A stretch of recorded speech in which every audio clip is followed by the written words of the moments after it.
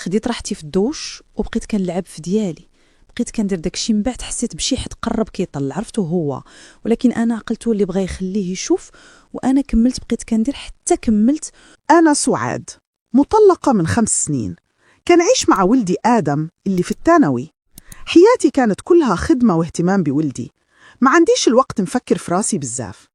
نهار من الأيام قال لي آدم: ماما صاحبي أنس غادي يجي يعاوني راجع الدروس في العشية، راه زوين في المواد العلمية. جاوبته: مرحبا به، الباب مفتوح. جا داك النهار دخل شاب مؤدب بزاف، سلم علي بطريقة محترمة وقال: السلام عليكم خالتي، سمح لي إلا غبرت عليكم، أنا أنس. ضحكت وقلت له: مرحبا ولدي، دار دارك. من بعد بدأ يجي بزاف، كل أسبوع تقريباً، كيجلسوا في الصالون يراجعوا، وكنت كندير ليهم الشاي أو عصير. كنت كنشوف فيه شاب طيب محترم، ما كيضحكش بزاف ولكن عنده طيبة في العينين.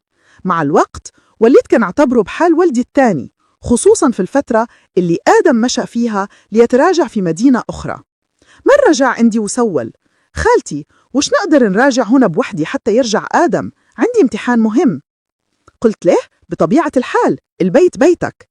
بدأ يجي بزاف، وكنا مرات كنقلصوا نهضروا على الحياة، على الدراسة، على الخدمة.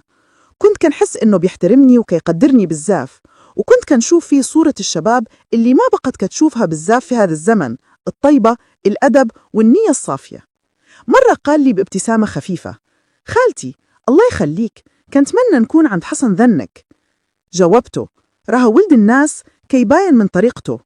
هو جلس في صالون وأنا دخلت دوش، خديت راحتي في دوش وبقيت كنلعب في ديالي، بقيت كندير داكشي. من بعد حسيت بشي حد قرب كيطل، عرفته هو، ولكن أنا قلت هو اللي بغى خليه يشوف، وأنا كملت. بقيت كندير حتى كملت وخرجت، كلقيته مازال في صالون. قلت ليه: علاش كتطل عليا تزنك؟ قال لي: ما قصشت. قلت ليه: باغي تشوفه؟ قال لي: قلت ليه: أجي صافي بدينا نكملوا داكشي اللي بديت. بقى كياكل مع راسه حتى شبع. منين ساليت؟ قلت ليه: بقى تجي دايما صافي، بقى مرة كيجي وكنعاودها كل مرة.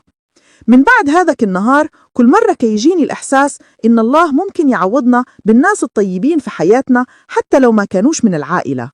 أنس رجع لي الثقة في أن الجيل الجديد ماشي كامل ضايع، وإن الطيبة ما زال كتعيش وسط الناس، غير خاصنا نفتح قلوبنا ونشوفها.